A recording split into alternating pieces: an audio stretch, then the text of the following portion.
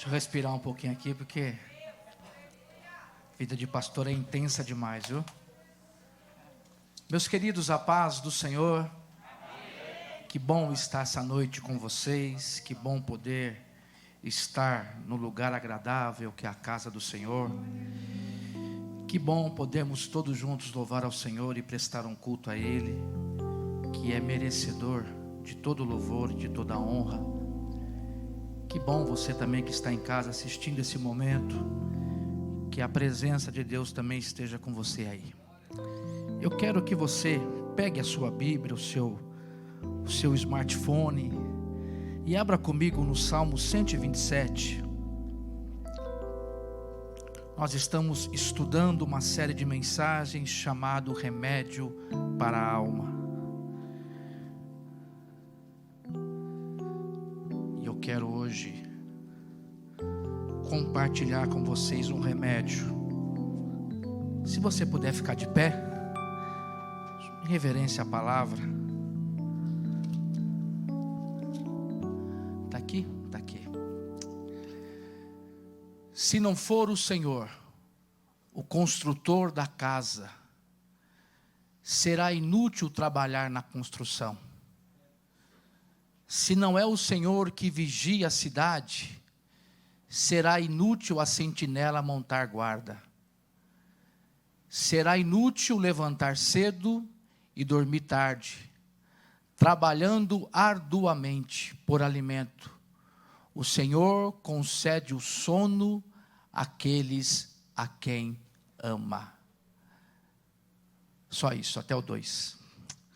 Senhor, nós te louvamos e te agradecemos pelo cuidado do Senhor, por este dia que o Senhor nos concedeu, por nos ter dado o privilégio de vir até a tua casa, podendo prestar a ti um culto, Senhor. Te louvamos pelo teu cuidado. Não somos merecedores, mas o Senhor a cada dia tem cuidado de nós, tem nos protegido e tem sustentado a nossa vida. Temos vivenciado tantas pessoas em crise, em dificuldade, em desespero, mas o Senhor tem cuidado de nós. O Senhor tem nos abençoado a cada dia e somos gratos a ti, Senhor, pelo teu cuidado e pela tua bênção. Que o Senhor fale essa noite através da tua palavra. O Senhor sabe que eu me esforcei, eu estudei, eu meditei, eu preparei, mas nada disso vale sem a tua unção, sem a tua graça, sem a inspiração do teu Espírito. Então eu coloco, Senhor, tudo aquilo que está no meu coração debaixo do teu olhar, para que o Senhor possa me usar e eu possa compartilhar aquilo que o Senhor compartilhou comigo. Prepara o coração da tua igreja para receber a tua palavra, em nome de Jesus, amém. Se assente, meus queridos.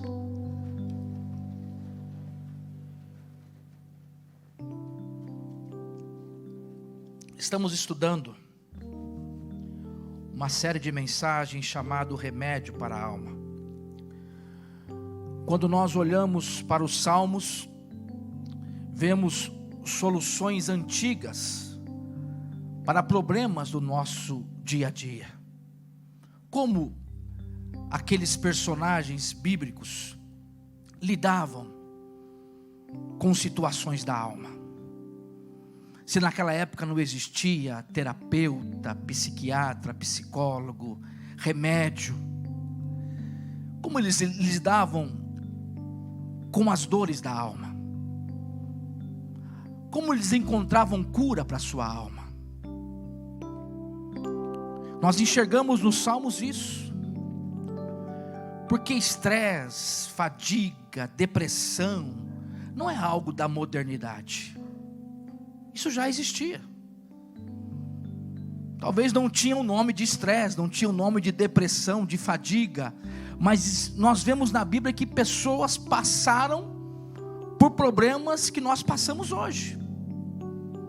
Nós enxergamos na Bíblia pessoas que passaram por estresse, passaram por cansaço, passaram por noites mal dormidas, passaram por depressão. Então naquela época já existia tudo isso. Mas como eles lidavam com isso? Como eles lidavam com esse estresse, com essa depressão? Eu estou aqui meditando dentro dessa série de mensagens, porque nós vivemos numa cidade que é intensa. Nós vivemos numa cidade chamada São Paulo que não para. Não é verdade? É uma cidade que não para. É uma cidade que está ligada a 24 horas. É uma cidade que tem empresas que tem 4 turnos de trabalho porque não param. Uma cidade que sempre intensa, você pode de repente 3 horas da manhã ir para o centro da cidade, tem pessoas ali. Uma cidade que não para, uma cidade que é intensa, uma cidade agitada. E nós vivemos nesse ambiente. E nós vemos que tem pessoas que, por viver essa intensidade, acordam cedo e dormem tarde. Vive essa intensidade. Foi feita uma pesquisa no Instituto do Sono, que existe mais de 80 tipos de distúrbios de sono. Porque as pessoas são tão intensas, trabalham tanto, se envolvem tanto, e nós vivemos numa geração que se dorme muito pouco, porque essa cidade faz isso. São Paulo é uma cidade agitada. E nessa pesquisa diz que uma das coisas que mais mexe com o sono das pessoas se chama internet. Porque as pessoas, quando mexem na internet, elas perdem a noção do tempo. Não é verdade? Elas começam a se envolver com aquilo e perdem a noção do horário, e vai indo, e aí vai dormir tarde e tem que acordar cedo. Hoje o que mais se usa é a cafeína. Quantas pessoas tomam café para conseguir ficar um pouco mais acordado? Porque tem pessoas que saem do trabalho, mas levam o trabalho para casa. Tem pessoas que estão tão envolvidas nas coisas que tomam aquele café, que hoje é moda ter aquela maquininha de expresso dentro de casa, e toma o café para tentar dormir um pouco mais tarde e continuar acordando cedo. Então nós vivemos numa sociedade que é intensa. As pessoas usam artifícios, meios para tentar aproveitar mais o dia, só que ela esquece que sono é algo importante. Mas essa intensidade da cidade faz isso, nos faz ser intensos. Pessoas que usam energéticos para tentar ficar um pouco mais acordado.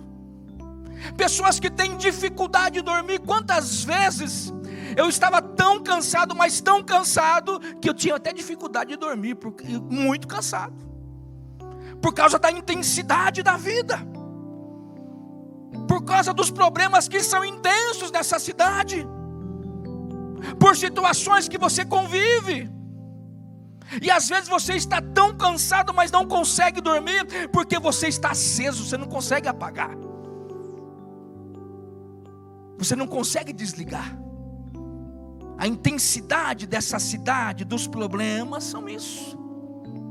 Quando nós olhamos esse salmo, esses homens, o escritor desse salmo fala desse personagem, dizendo: olha, que esse homem aqui, ele levantava cedo e dormia à tarde, que era um homem intenso. E se nós olharmos um pouco o contexto da época, nós enxergamos que naquela época havia plantações, as pessoas, a grande maioria vivia da agricultura. Eram poucas pessoas que eram ricas naquela época. A grande maioria vivia de plantação, de agricultura. Só que aqui o salmista Salomão está dizendo que as pessoas daquela época também viviam na intensidade, algumas delas, preocupadas. E como vai ser? Vai chover? Vai ter sol? como vai ser a estação climática, como as coisas vão acontecer. Havia preocupação, porque aqui ele fala, será inútil levantar cedo e dormir tarde, porque existia pessoas que viviam a intensidade da vida, preocupado com as coisas, e às vezes dormiam tarde e acordavam cedo. Mas é nisso que eu quero essa noite compartilhar com vocês, porque o salmista aqui, ele fala desse remédio, porque ele está dizendo que o Senhor concede o sono àquele a quem ama. O que o salmista está dizendo aqui, que existem coisas que competem a mim, mas que existem coisas que competem a Deus. Inútil é eu querer trabalhar, me preocupar se vai chover, se vai ter sol, porque tem coisas que não competem a mim, mas compete a Deus. E ele está dizendo, olha, não adianta se preocupar, vai dormir, porque Deus dá os seus enquanto eles dormem. Tem coisas que eu não tenho que me preocupar na vida. Tem coisas que não compete a mim fazer. Eu não vou mandar chuva do céu, eu não vou mandar o sol raiar durante o dia, eu não vou fazer a semente germinar e produzir frutos. Isso quem pode fazer é Deus, e o que compete a mim eu vou fazer. Mas aí o que compete a Deus, eu vou colocar minha cabeça no travesseiro, eu vou dormir, porque Deus dá os seus enquanto eles dormem. E é isso que eu quero dizer essa noite com vocês. O remédio hoje, essa noite, chama dependência. Dependência. O salmista entendeu isso. Tem coisas que eu não posso fazer. Tem coisas que não tem jeito, eu não posso fazer. Eu tenho limitações na minha vida.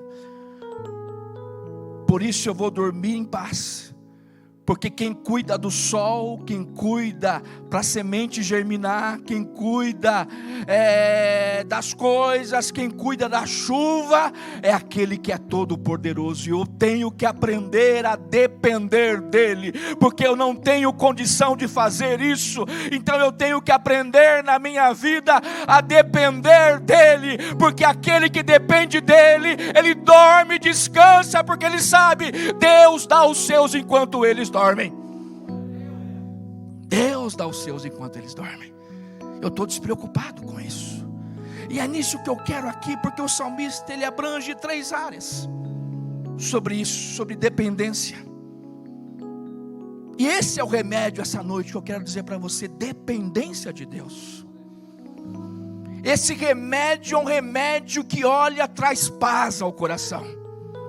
Esse remédio é um remédio que aquilo que compete a mim eu vou fazer, mas tem coisas que eu não posso fazer, que eu dependo de Deus, e Deus vai fazer, porque Deus trabalha para aqueles que nele esperam e dependem dele. Então eu estou tranquilo com isso. Então a primeira coisa que eu vejo aqui na dependência de Deus é que ele diz: se não for o Senhor o construtor da casa, será inútil trabalhar na construção. Vamos olhar um pouco o contexto histórico. Salomão está falando de templo, de reconstrução, de construção de templo. Humanamente Salomão tinha tudo. O seu pai deixou muitas riquezas. O seu pai deixou muitas coisas preparadas, porque Deus disse para Davi: Davi, você está rico, você está bem, o império está bem, o reino está bem, mas não é você que vai levantar o templo. Mas está tudo aí preparado. Salomão tinha sabedoria. Salomão tinha os melhores construtores, os melhores profissionais. Salomão recebeu ajuda de pessoas, tinha pedras preciosas, tinha coisas que deixou que seu pai deixou para ele.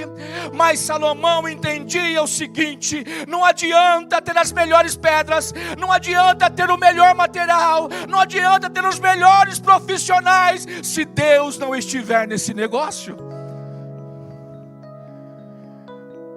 Salomão entendia que as coisas iriam caminhar bem se Deus fosse o construtor daquela casa, daquele templo.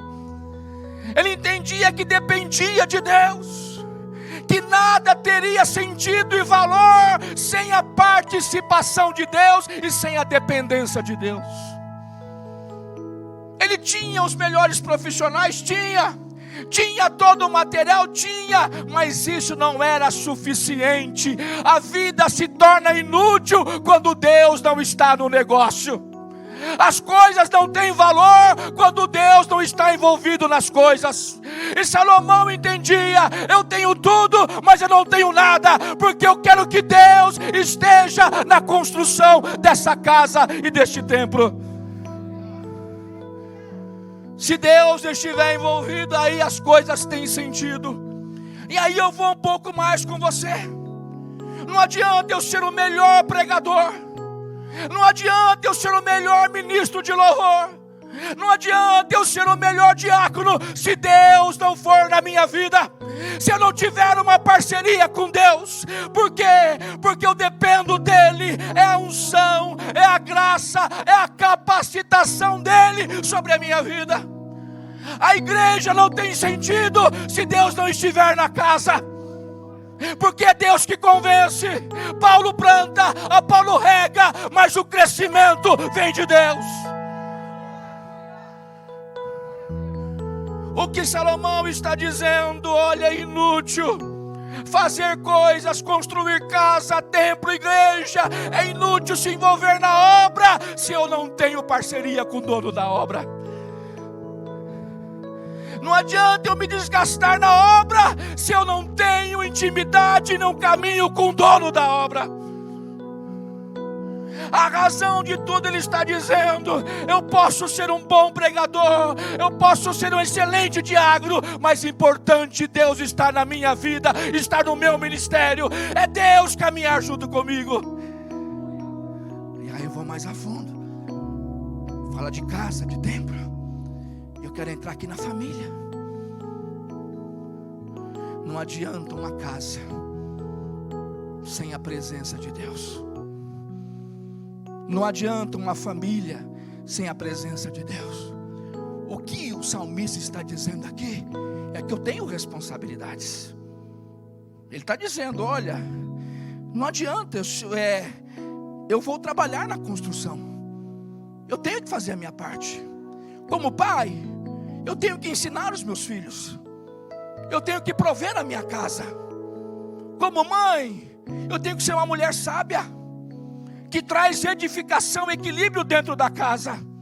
Como filho, eu tenho que saber das minhas responsabilidades, eu tenho que obedecer aos meus pais, mas tem coisa que eu não posso fazer, eu tenho limites, eu sou limitado, tem coisas que não compete a mim. Um filho que dá trabalho não compete a mim resolver, é Deus que trabalha no coração de um filho rebelde, de um homem que está caminhando por uma vida errada. Tem coisas que eu vou só orar. Quem vai trabalhar na vida do filho, do marido, da esposa, é Deus. Compete a Deus fazer isso.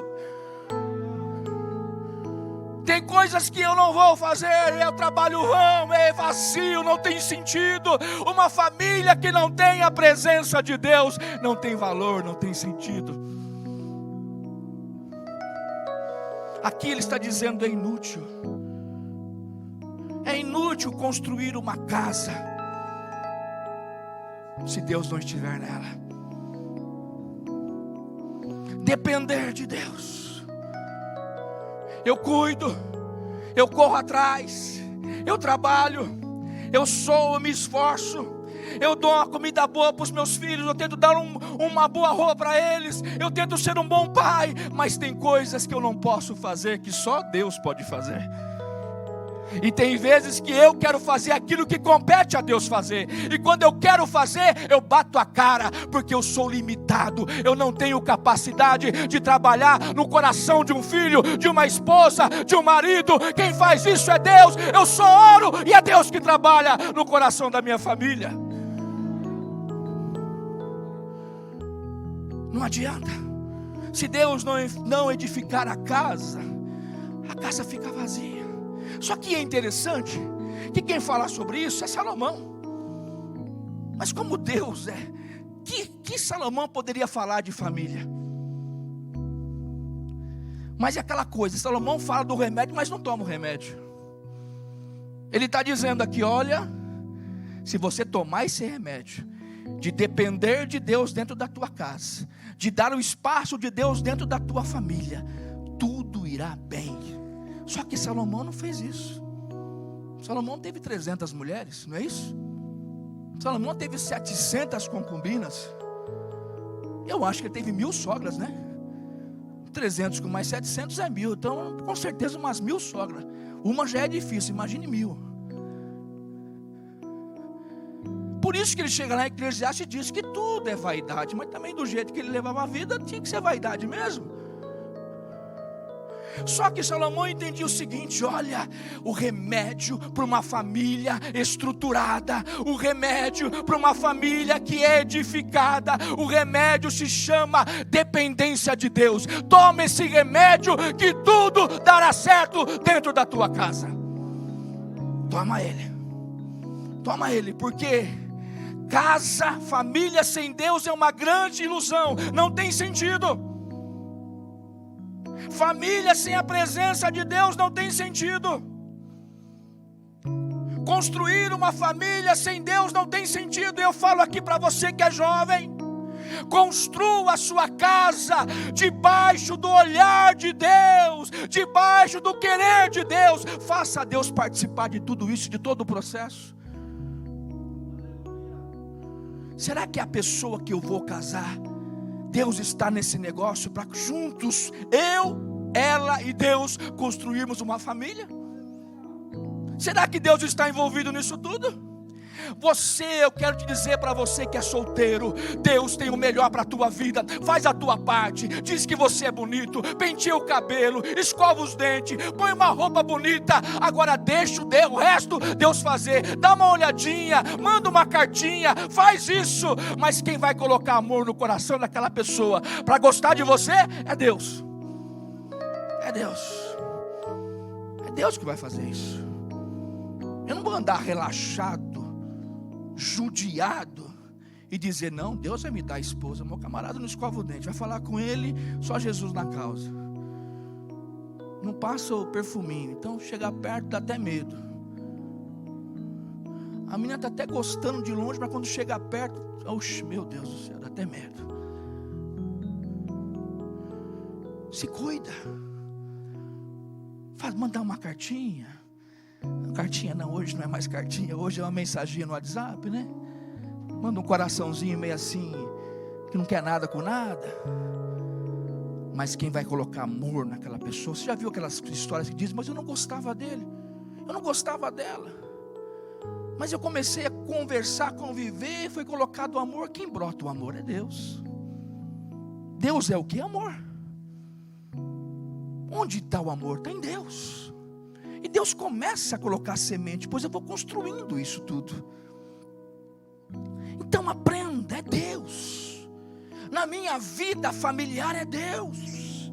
Eu não posso abrir mão de Deus. Eu preciso depender de Deus. Na minha casa, com meu marido, com os meus filhos, com a esposa, eu não abro mão de Deus. Eu não abro mão do Senhor.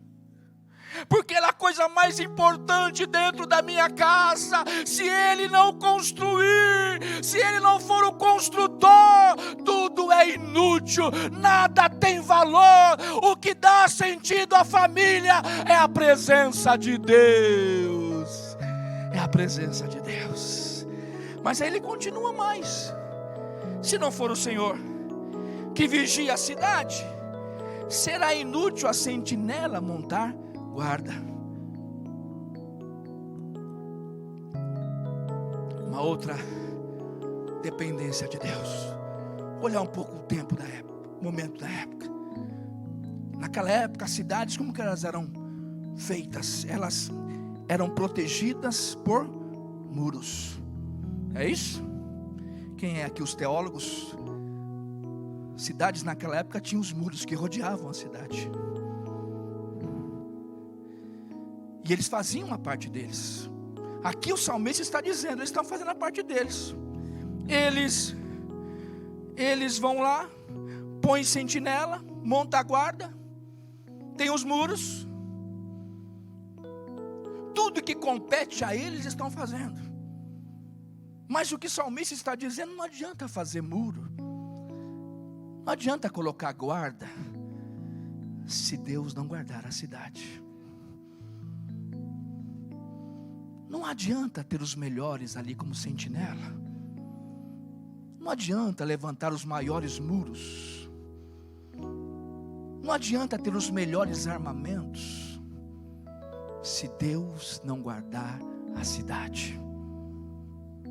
Ele está dizendo aqui, eu preciso da dependência de Deus com relação à proteção da minha casa e da minha vida.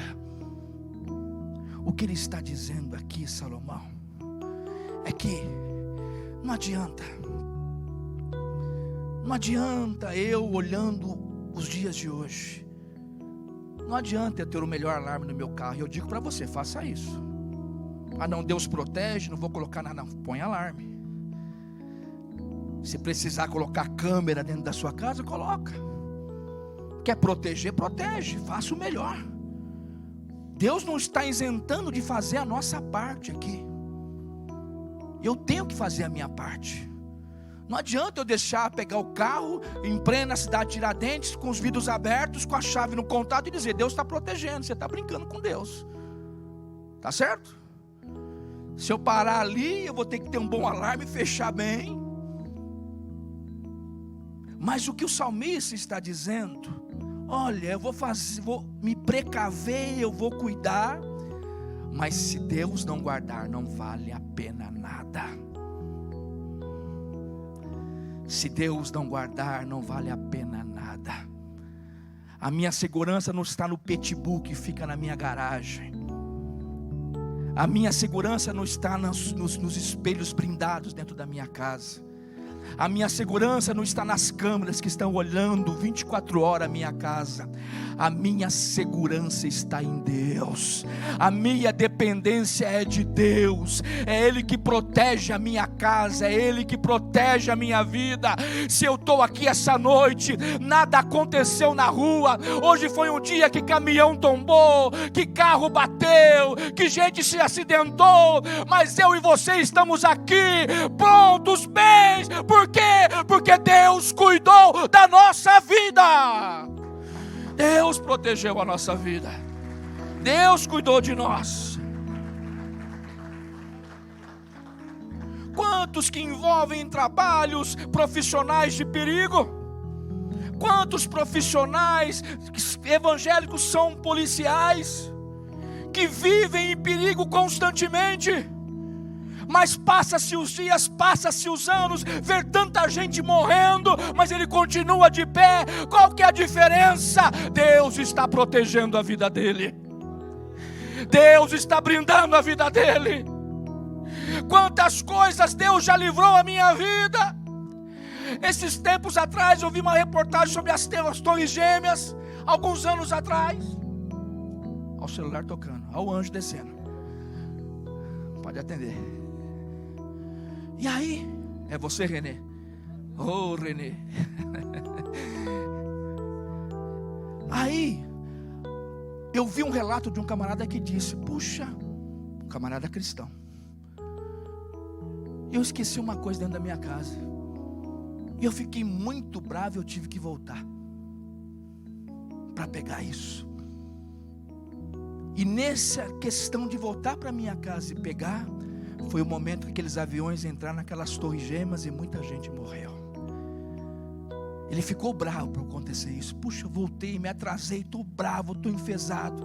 Mas quando ele viu aqueles aviões naqueles prédios, ele disse, Deus cuidou da minha vida. Deus me protegeu. Porque tem coisas que eu não posso fazer. Ele nunca ia imaginar que 2 aviões pegariam aqueles 2 prédios, aquelas 2 torres. Mas Deus sabia. E Deus já brindou a vida dele. Aqui está a menina dos meus olhos. Eu vou proteger a vida dele. As muralhas de Jericó eram intransponíveis. mas caíram por terra, porque Deus é a melhor proteção que se tem na vida. Quando o povo de Israel vencendo guerras, vencendo exércitos, derrubando a muralha de Jericó, abrindo o mar vermelho, maná do céu, mas chega um momento que eles vão lutar com um povo chamado Ais. É isso mesmo? É Ais. Ais. Ai. Só foi no plural, mas não precisei muita gente não, os camaradas são fracos. O exército lá é meia boca, vamos dizer assim, não está com nada. Manda alguns lá e resolve. Nós já derrubamos a muralha de Jericó, já vencemos outros, já abrimos o mar vermelho, já vimos o maná descer do céu, já vimos as rochas produzindo água. Isso aqui é balela. Só que foram lá, o que aconteceu? Eles perderam, voltaram de cabeça abaixo, frustrados, decepcionados. Mas por quê? Porque Deus não foi com eles. Quando Deus está junto conosco, Ele nos dá a vitória, Ele nos protege do mal. Pode levantar um gigante Golias contra mim, mas eu estou brindado pela proteção do Todo-Poderoso, nada acontece com a minha vida. Tem uma história que eu não sei se é verídica, mas disseram que foi em Campinas, 2005, eu não sei, eu não fui a fundo. Mas diz a história que uma filha de uma mulher de Deus, chegou um carro com pessoas dentro do carro bêbadas, só tinha uma vaga dentro do carro. E aquela filha ia sair com aqueles rapazes, todos bêbados. E a mãe não proibiu a filha de estar no carro, mas disse: que Deus vá com você, que Deus te proteja. Ela disse: não, mãe, não tem espaço para Deus aqui, o carro já está cheio. O único lugar que tem para Deus é o porta-malas. Se Ele quiser ir no porta-malas, não tem nenhum problema, porque o carro já está cheio, não tem espaço para Deus. E diz que aquele pessoal saiu com o carro, e depois de algumas horas veio um relato dizendo que todos aqueles passageiros morreram. Mas o principal da história é que quando olharam aquele carro, viram o porta-mala todo intacto. E quando abriram o porta-mala, tinha uma bandeja de ovo, e nenhum ovo quebrou. Aí, o propósito da história é o quê? Deus foi no porta-mala, e no porta-mala não aconteceu nada. Eu tenho que aprender na minha vida, e você, quando eu tirar o pé da minha casa, dizer: Deus, caminha comigo, proteja a minha vida, proteja a minha vida.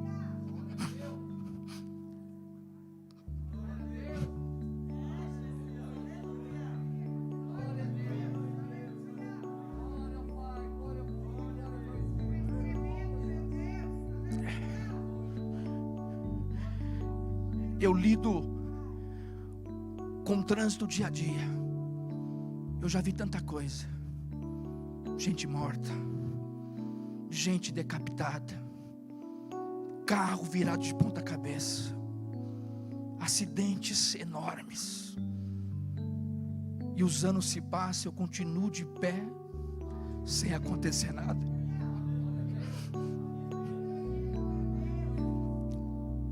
Porque todo dia eu ligo o meu carro e digo: Senhor, me protege. Me protege do homem mau. E eu digo essa noite: nós estamos de pé. Você pode levantar as mãos assim? Você pode balançar? Você conseguiu vir à igreja hoje? Não precisou de ninguém? Proteção de Deus, cuidado de Deus. Aprenda a depender de Deus. Tem coisas que eu não posso fazer. Eu não posso prever um acidente, eu não posso prever um terremoto, eu não posso prever uma enchente, mas se a minha vida está debaixo da proteção de Deus, Deus vai preparar o caminho, Deus vai proteger a minha vida, Deus vai me sustentar e nada vai acontecer, porque eu dependo de Deus a cada dia com relação à minha casa, à minha vida vida e a minha família. Ele é a minha fortaleza, Ele é a minha torre forte, Ele é o esconderijo no qual eu me escondo e não tenho medo de nada.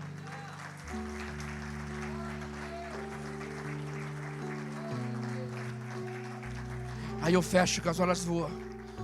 Aí ele diz: será inútil levantar cedo e dormir tarde, trabalhar arduamente por alimento, porque o Senhor concede o sono àqueles quem a ama. Aqui o salmista não está dizendo, o Salomão, não, vai para um mosteiro, fica de boa. Não está dizendo isso, tem que trabalhar. Ah não, vou ficar no mosteiro, vou ficar de boa, vou ficar zen. Não, não é isso. O que ele está dizendo, é inútil levantar cedo, porque aqui quando você olha um pouco o contexto da época, o que ele está dizendo, não adianta o agricultor plantar semente, trabalhar de dia e à noite, ficar preocupado se vai chover, se vai germinar a semente, porque isso não compete a ele.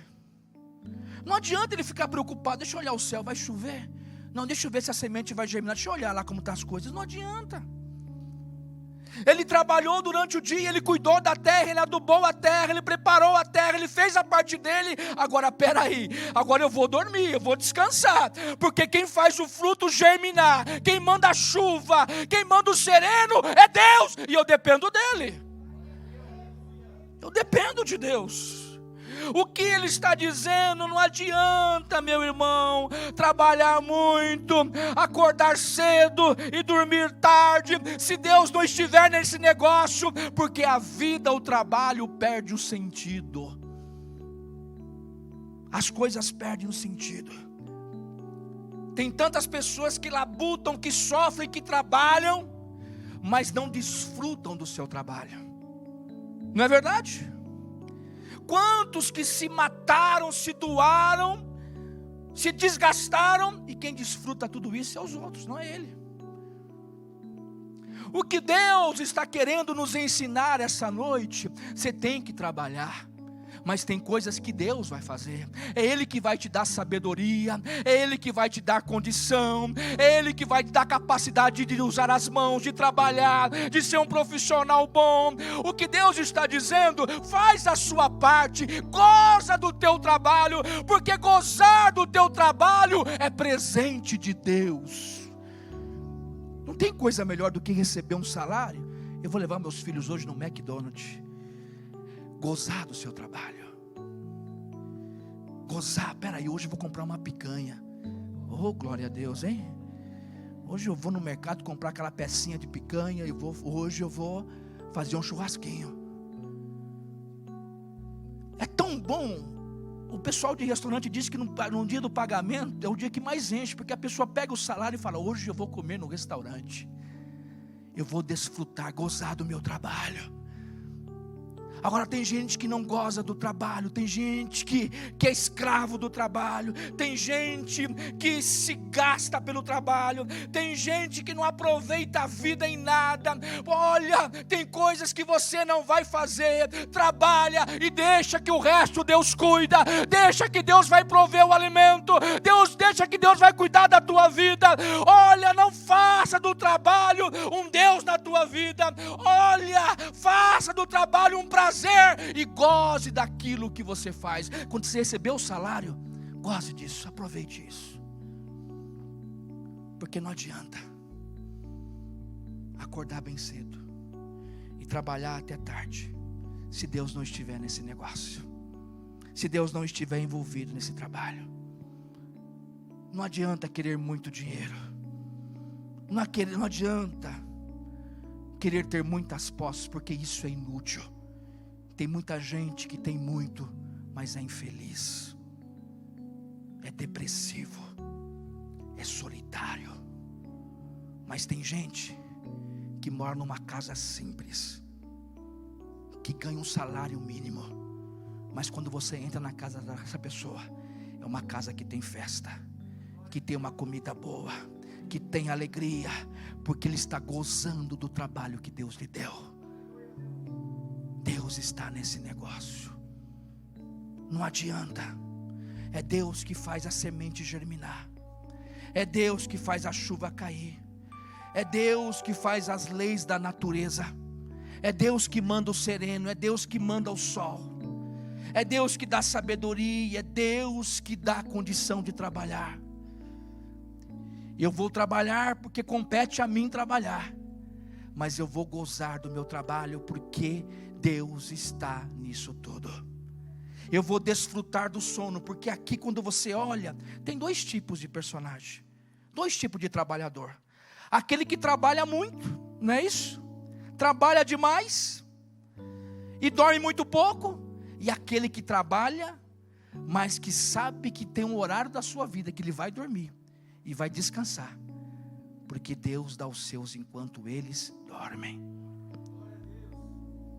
Você sabe que o sono é uma recuperação, é Ele que te dá energia para o dia. O sono é uma preciosidade. Por que uma criança dorme tanto?